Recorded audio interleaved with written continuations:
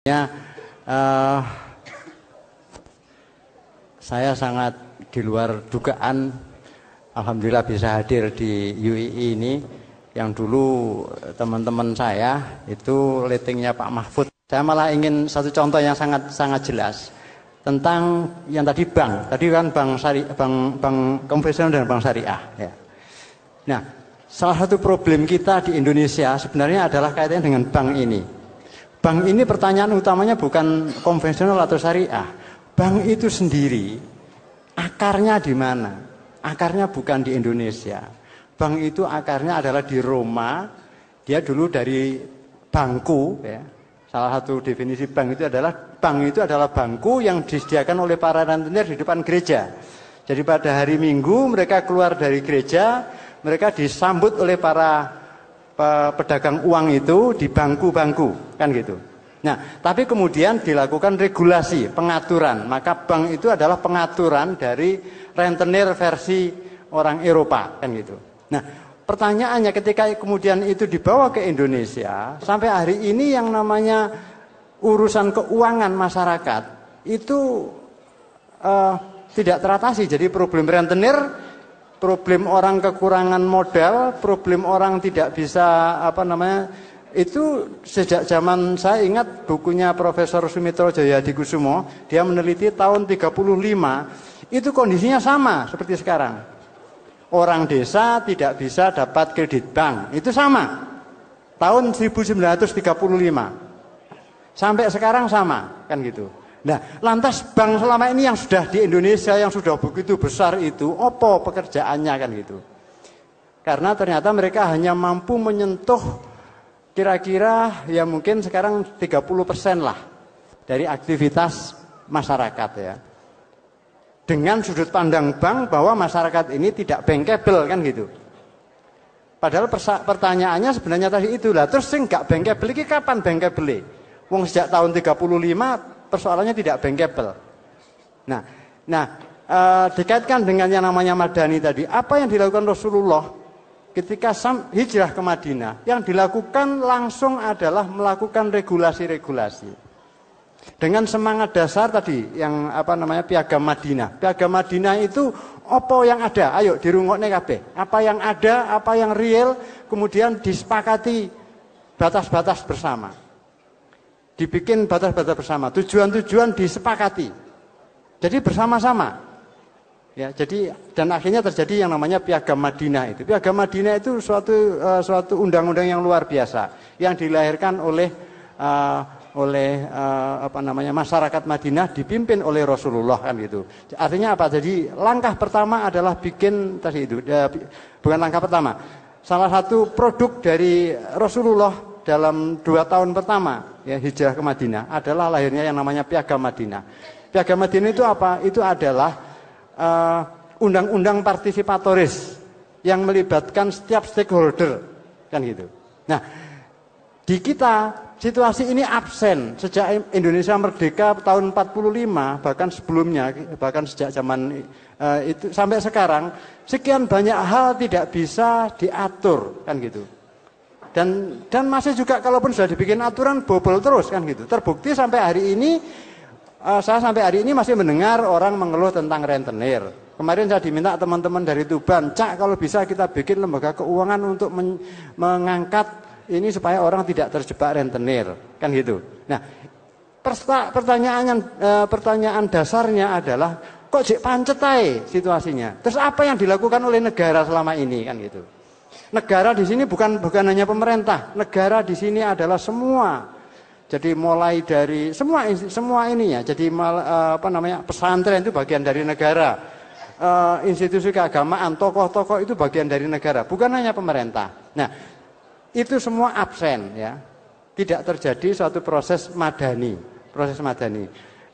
Tema madani kalau nggak salah mulai diluncurkan Cak Nur sekitar tahun 75 ya. Ada tema madani kan. Sampai sekarang orang bikin madani. Apa madani apa? Jadi diguyu karo Gus Dur madani, wadan-wadanan kan gitu.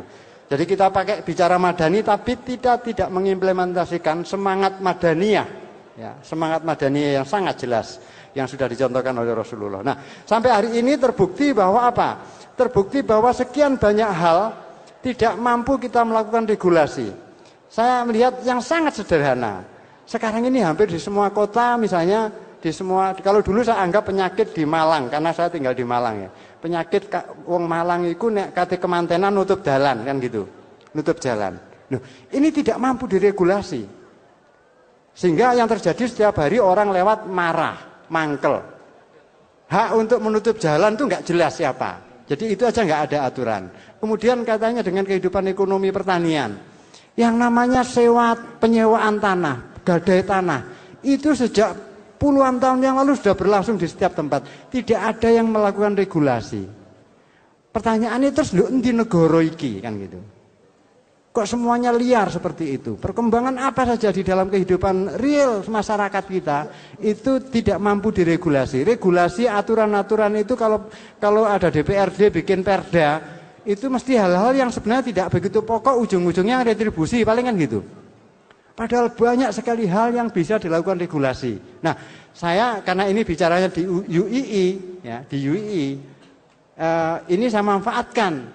Ini loh Rek, PR sampean kabeh sebagai sarjana itu adalah itu tadi, membantu masyarakat melakukan menata kembali kehidupan yang sebenarnya wong sampai hari ini tuh saya heran, sampai hari ini kok yang namanya orang tertipu investasi masih terus meneruskan gitu.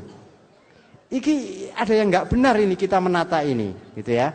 Dan juga persoalan-persoalan tadi itu, yang namanya orang membagi tanah, orang jual beli tanah. Orang menyewakan lahan, orang membedakan antara yang namanya petani punya lahan dengan tidak, itu dibiarkan mengalir gelut karpe dhewe kan gitu. Berarti tidak ada proses yang namanya regulasi partisipatoris bagaimana yang dicontohkan oleh Rasulullah dengan Piagam Madinah. Intinya di sana. Nah, salah satu contohnya adalah bank tadi. Bank itu sebenarnya adalah kegagalan negara dalam menata yang namanya potensi kepentingan ekonomi keuangan sebenarnya. Bank itu sudah hadir di Indonesia sejak mungkin tahun sebelum 45 sudah hadir ya.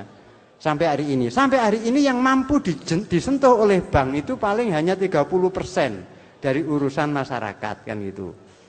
Itu pun dengan jomplang, nek nabung oleh wong melarat boleh nabung.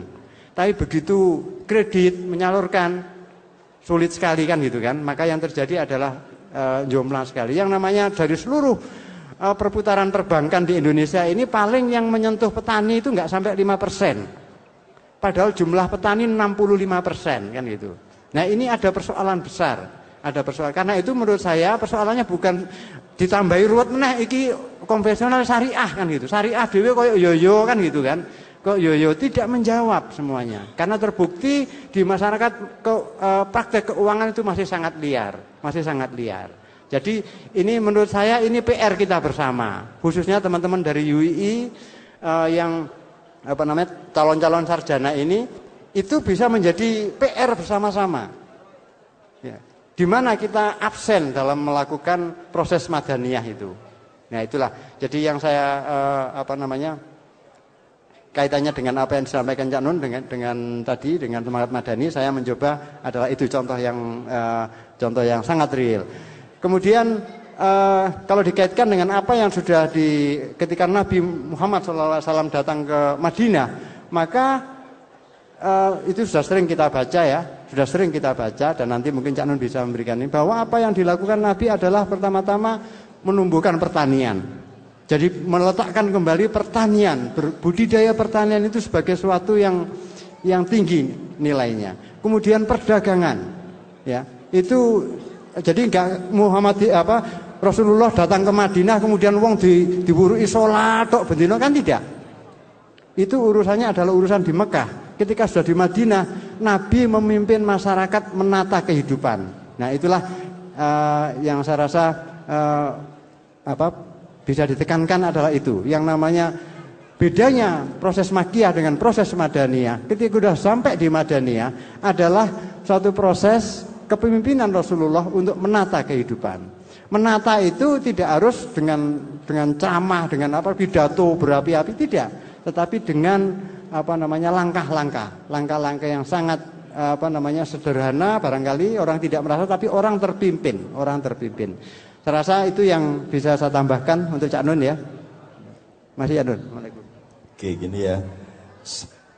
Saya minta Mbak Via, Mas Doni menyanyikan lagu Wide World, Dunia yang Liar.